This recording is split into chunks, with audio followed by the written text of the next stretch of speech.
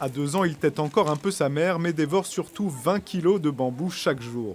Yuan Meng, le jeune panda, a ses inconditionnels, venus lui souhaiter un joyeux anniversaire. Et depuis qu'il est né, je viens très régulièrement, à chaque fois j'ai des vacances. Ils sont mignons, ils sont gentils. Il a trop grandi. Je l'ai vu tout petit et puis maintenant il est presque aussi grand que sa maman, quoi. Donc voilà. C'est des grosses peluches, ils sont attachants. Une chose qu'on regrette, c'est pas pouvoir les caresser. Un nounours, une grosse peluche, en apparence seulement, car même ses soigneurs ne le caressent plus et ne l'approchent plus sans protection. Ça fait depuis qu'il fait à peu près entre une quarantaine de kilos.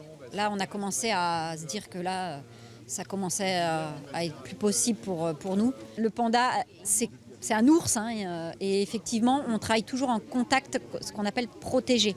Toujours derrière les barreaux, parce que ça peut être très dangereux. Pour ses 2 ans, il a droit à un gâteau glacé, un peu de fraîcheur pour cette sortie matinale.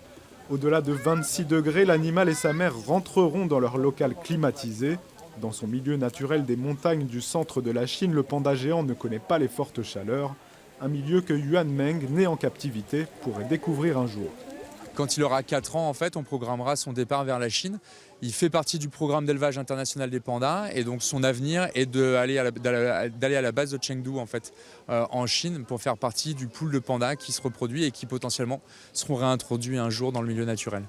Une fois le jeune mâle parti, le zooparc de Beauval tentera de faire s'accoupler à nouveau les 2 adultes prêtés par la Chine.